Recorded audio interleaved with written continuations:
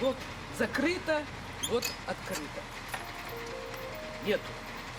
Село Эфендикое Харысуфбазарского района обезвожено. Проблемы с водой здесь начались еще летом, когда ее запасы в сетях были истощены. Постепенно улица за улицей без воды осталось почти все село. Мана бу тарафа вообще су yok. Мында машина не ташили су. Koyun aşağı başına bazı vakit oluyor, saatini verirler, а şimdi o da yok. В последнее время вообще не было воды. 2,5 недели не было воды. Вот с того момента, как я написала вот на портал, получается, 2 недели прошло. В среду воду дали. То у нас вот в бочку набралось, мы везде понабирали. Это уже недели, опять воды нету. Я вот уже живу 50 лет вот, скоро. И это. Такого не было. У меня тоже вон колодцы стоят, никогда не было такого, что 1,5 недели не было воды, а сейчас это после дождей появилось. Уже где-то так по колено, а то вообще полностью пустой колодец. Эскендеру Белялову и его соседям не повезло больше других. На их улице воды нет уже несколько месяцев.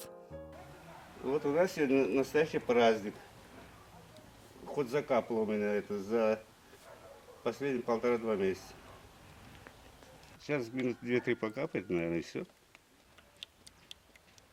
Для кошки хватит. У нас сначала 1 декада августа, это число 8-го. И вот с тех пор раза 2-3 была вода и все. Ну, пить у дочки ездить, набираю балки. А так вот даже элементарно машинку, заливаем баклажками воды и так стираем. Это, конечно, очень удобно. В 21 веке жить так. Все уже привыкли к цивилизации, теплой воде, горячей воде. Мы пенсионеры, это очень тяжело. Узнав о приезде съемочной группы Хараденгас Продакшн, жители собрались на улице в надежде, что об их проблеме наконец услышат. Июль у нас не было воды, август у нас не было воды, ни сентябрь, октябрь, уже ноябрь. Вот на каждую улицу 2 раза в неделю привозили. То есть какой-то график был. Ну, не какой-то, а график был. Сейчас они его изменили, потому что все больше и больше улиц присоединяется от того, что и там нету воды, и там нету. А есть улицы, которые 1 раз привозят. И есть, которые, да, не возят. Бабушкам привозят, тут пытаемся помочь. Заносим. Ну, такие, как я, поедем на родник. Куда поедете? На родник. Дворы уставлены бочками, тазами, ведрами и бидонами. Каждый запасается водой как может. Люди жалуются, на некоторые улицы водовозки не приезжают совсем или останавливаются очень далеко. Ну, возят, до угла вот туда.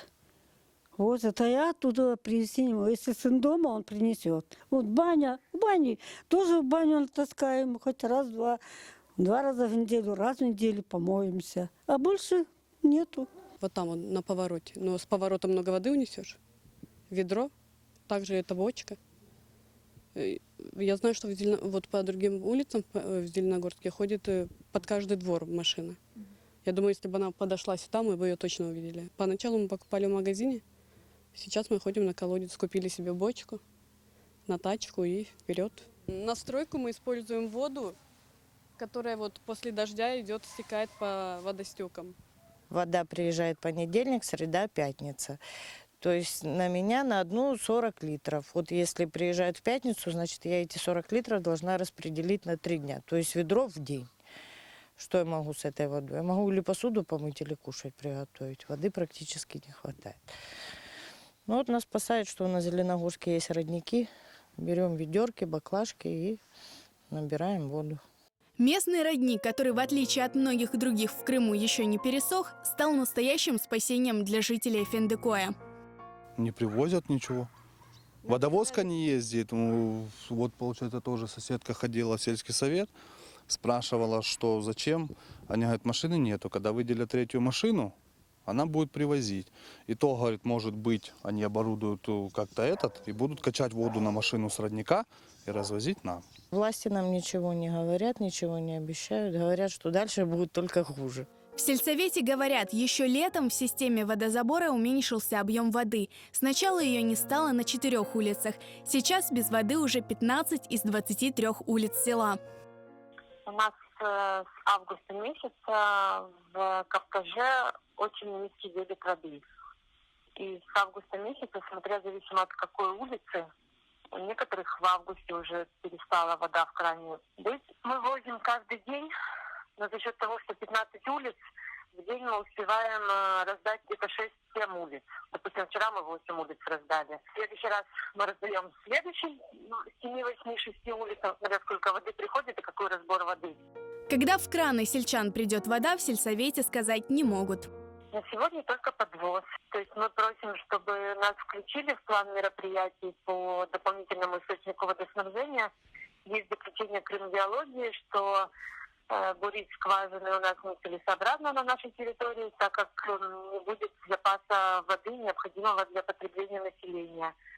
И поэтому целесообразно запитать наш населенный пункт от истока, который находится в селе Карасевка и который запитывает город Белогорск. Но на сегодня эта дорожная карта еще не работает.